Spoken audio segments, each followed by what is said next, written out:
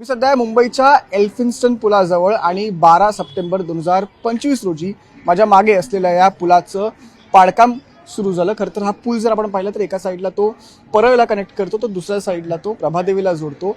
याचे जे दोन एंट्री एक्झिट पॉईंट्स आहेत ते त्याच वेळेला तोडण्यात आले होते. ते खरं तर वेळेत तोडले गेले. पण आता महत्त्वाचा जो पुलाचा जो भाग आहे तो आहे रेल्वे ट्रॅकच्या वरती आणि तो पाडणं खूप जास्त महत्त्वाचा टप्पा या संपूर्ण प्रकल्पाचा मानला जातो. खरं तर याच जागेवरती एक नवा कोरा डबल डेकर पूल येणार आहे आणि बहुप्रतीक्षित असा शिवडी वरळी कॉरिडॉर जो आहे तो कंप्लीट प्रोजेक्ट, तो संपूर्ण प्रोजेक्ट तो याच प्रकल्पावरती, याच एल्फिन्स्टन पुलावरती अवलंबून आहे. त्यामुळे या प्रकल्पाचं काम वेळेत होणं हे खूप जास्त गरजेचं आहे.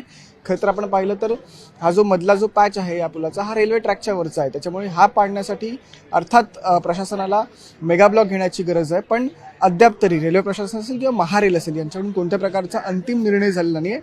असं म्हणतात की जवळपास 14 तासांचा हा मेगा ब्लॉक घ्यावा लागणार आहे आणि या मेगा ब्लॉकमध्ये दादर ते CST दरम्यान जवळपास 300 ते 400 लोकल फेऱ्या या रद्द करायला लागू शकतात आणि त्याचबरोबर 30 ते 35 मेल आणि एक्सप्रेस सेवा ज्या असतात त्यासुद्धा बाधित होऊ शकतात. त्याच्यामुळे अर्थात हा निर्णय कधी होतो हे पाहणं महत्त्वाचं ठरणार आहे. खरं तर हा संपूर्ण जर पाडकामाचा भाग आपण जर पाहायला गेलं तर याची जी डेडलाईन होती ती 26 जानेवारी 2026ची होती आणि आज तो दिवस आहे. पण अद्याप तरी अजून कोणत्याही प्रकारचं पाडकाम इकडे या महत्त्वाच्या पॅचचं पूर्ण झालेलं दिसत नाही आहे. त्याच्यामुळे हा पूर्ण प्रोजेक्ट जो आहे, पूर्ण प्रकल्प जो आहे तो या पुलावरती, या पुलाच्या पाडकामावरती अवलंबून आहे आणि या पुलाचं पाडकाम आता कधी होतं हे खूप जास्त महत्त्वाचं ठरणार.